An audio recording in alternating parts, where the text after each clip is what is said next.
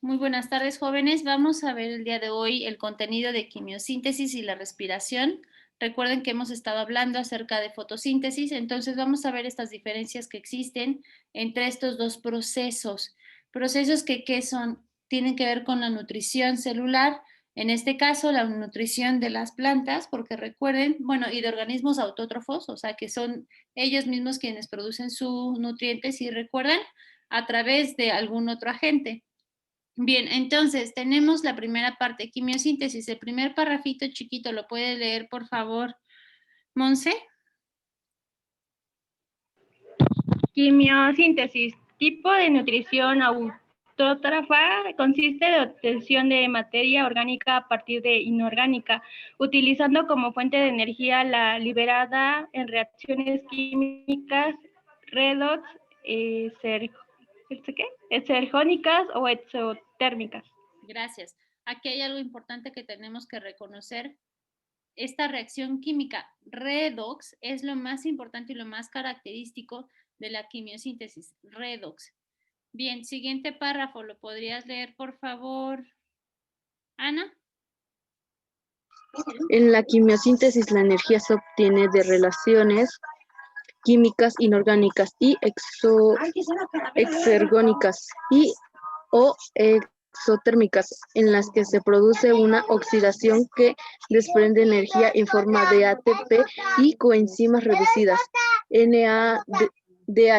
Gracias. Recuerden aquí que hay algo que destacar. También nosotros en fotosíntesis tenemos esta parte que es el ATP, que es la producción de energía, y tenemos el NADH, que es el NAD, o así lo conocemos, NAD y ATP tal cual.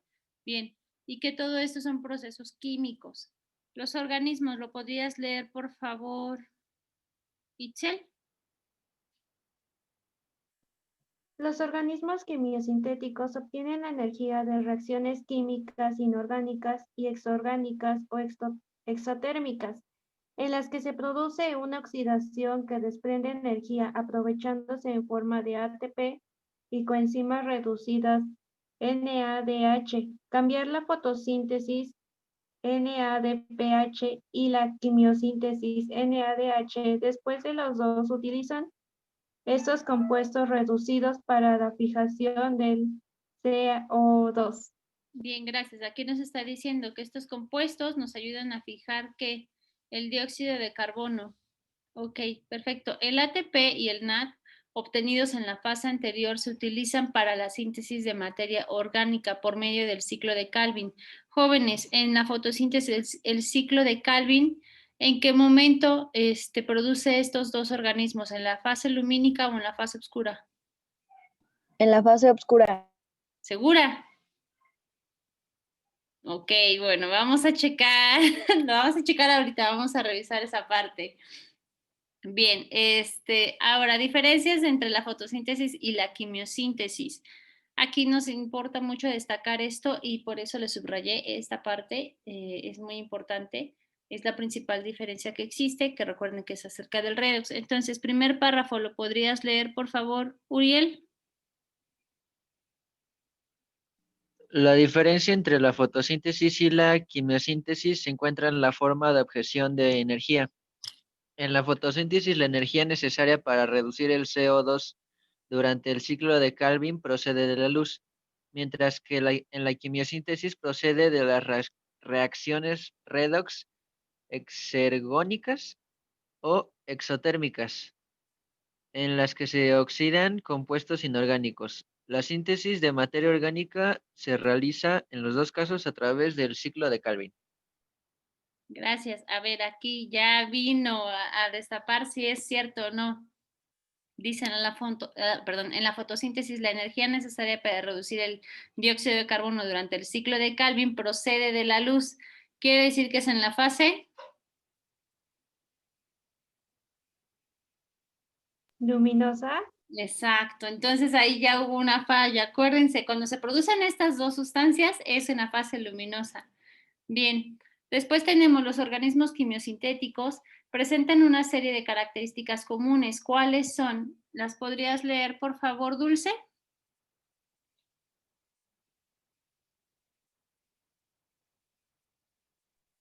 ¿Son procariotas autótrofas? Solamente algunas bacterias poseen metabolismos quimiosintético. Viven de una fuente orgánica, agua, sales, oxígeno, dióxido de carbono y compuestos inorgánicos de cuya oxidación obtienen energía. ¿Sigo? Sí, por favor. Obtienen la energía de una reacción química específica. Solamente crecen con compuestos específicos de origen inorgánico o producidos por la actividad de otros organismos. Son aerobios, utilizan el oxígeno como último aceptor de electrones. Sintetizan materia orgánica por medio del ciclo de Calvin.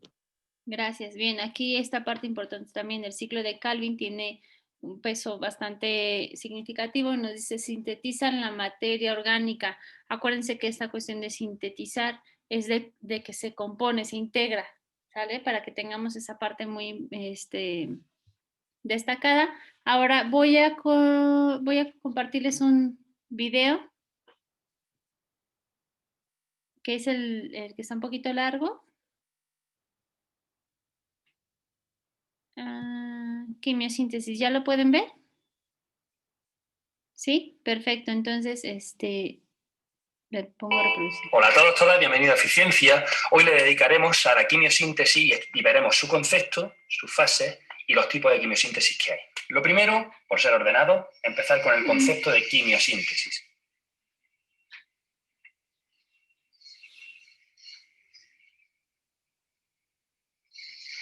Es el proceso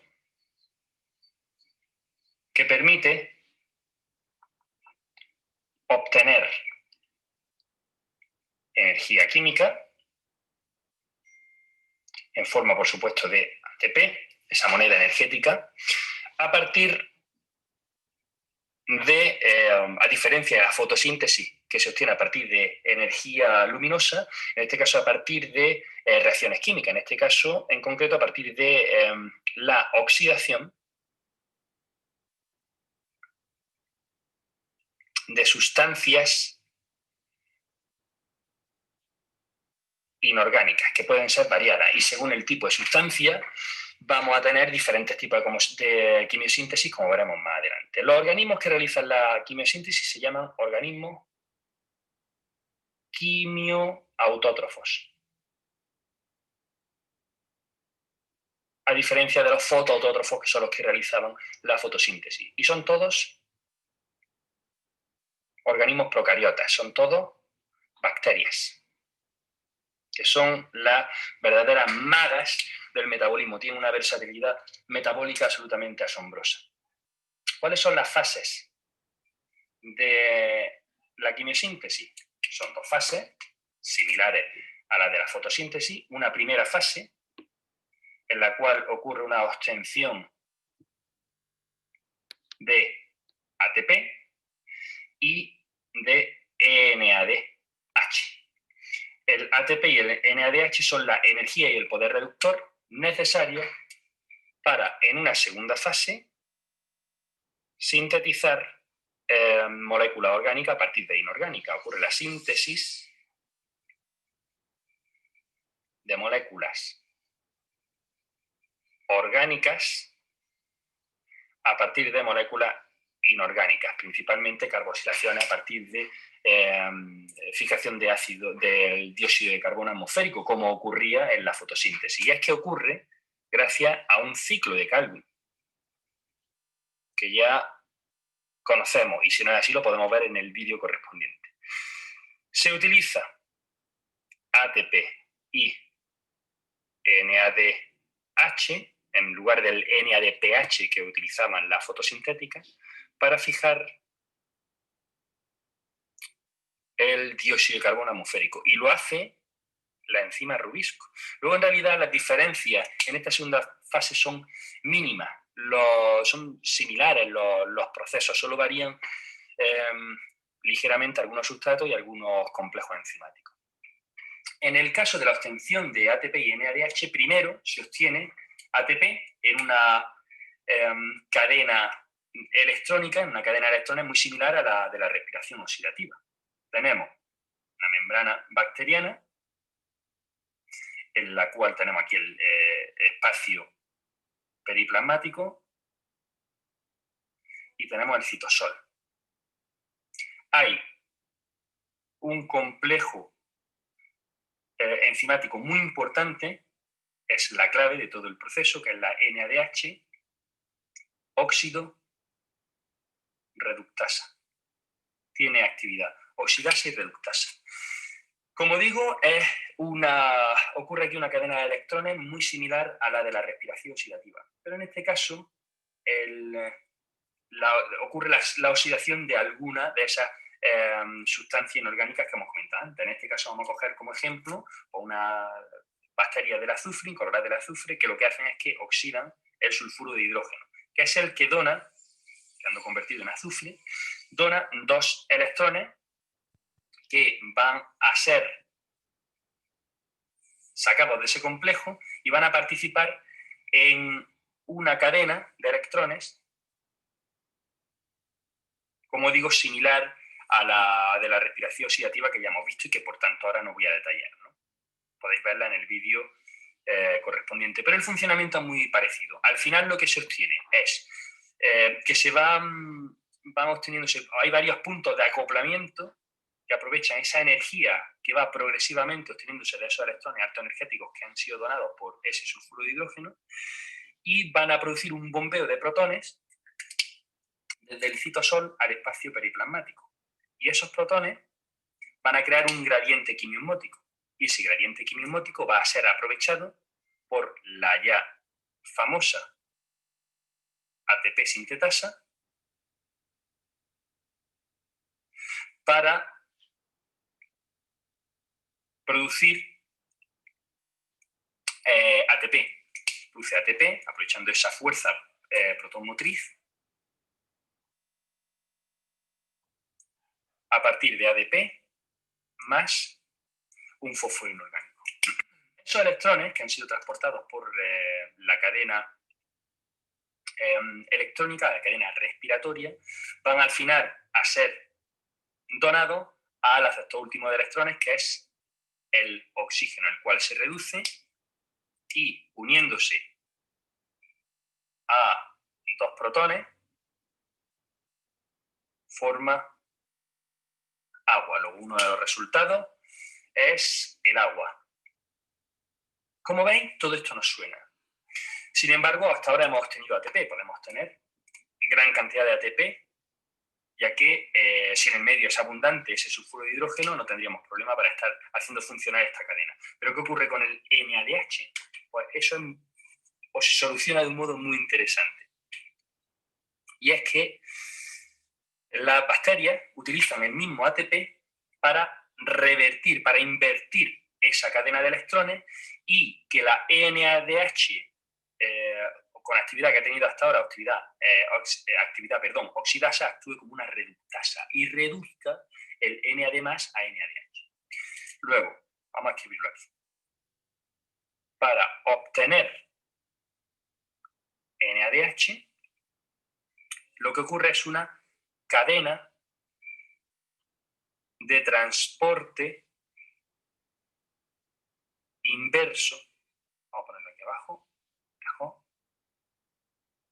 inverso de electrones, que como digo, utiliza ATP para forzar la cadena respiratoria hacia la NADH que actúa como reductasa. Y lo que hace esa NADH reductasa es, ya tenemos esos electrones, ya los tenemos alto energéticos. Entonces esos 2 electrones alto energéticos lo que hace es que se los dona a una NAD más que se une a un protón más esos 2 electrones, como digo, alto energéticos, y produce nuestro NADH, que es el poder reductor que vamos a utilizar en el ciclo de Calvin. Vamos a hacer aquí un huequito para terminar con el vídeo hablando de los tipos de bacterias quimiosintéticas. Tipos de bacterias quimiosintéticas. Y van a llamarse o van a nombrarse según el tipo de sustancia inorgánica que utilicen como donador de electrones, para oxidarla. En la primera, ya que hemos cogido el ejemplo del azufre, pues un grupo de bacterias que pertenecen a una familia llamada como incoloras del azufre, y lo que hemos visto es que oxidan azufre y compuestos azufrados, como el que hemos visto hace un momento, como ejemplo. Otro tipo serían las bacterias del nitrógeno. Muy importante. Que lo que hace es que oxidan compuestos reducidos de nitrógeno. Hay de dos tipos. Tenemos las nitrosificantes, que transforman amoníaco en nitrito. Vamos a ponerla ya ajustada directamente. La reacción que realizan. Este sería el amoníaco, lo oxidan a nitrito. Y se obtiene, por supuesto, tiene energía. Hay otro tipo de bacterias de nitrógeno, nitrificantes, que transforman los nitritos en nitratos, y aquí hay muy importantes, sobre todo en las relaciones ecológicas de suelo, del género, la bacteria del género Nitrobacter, que transforman, como digo, esos nitritos,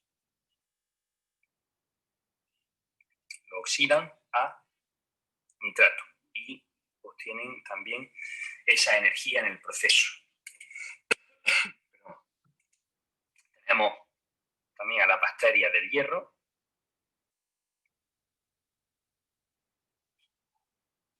que oxidan compuestos ferrosos a férrico.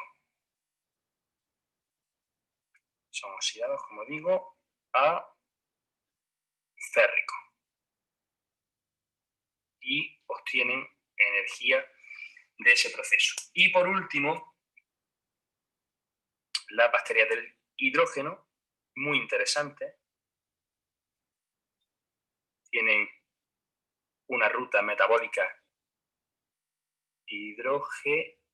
absolutamente increíble, que toman hidrógeno atmosférico directamente y lo oxidan para producir energía. Pues muy bien, eso es todo. Aquí me gustaría destacar la importancia de las bacterias. O sea, las bacterias, esos organismos que todo el mundo entiende como absolutamente primitivos, son básicas para la vida, a todos los niveles. Además, son absolutamente independientes, son capaces, hay tantas ramas bacterianas que cubren prácticamente todas las posibilidades metabólicas conocidas. Bueno, eso es todo, espero que os haya gustado. Bien, jóvenes, una cosa que tienen que destacar es que estas 4 tipos de bacterias nos están ayudando a producir energía, que esa es la parte fundamental. Este proceso hay que destacarlo. Voy a dejar de compartir, jóvenes, y voy a detener la grabación.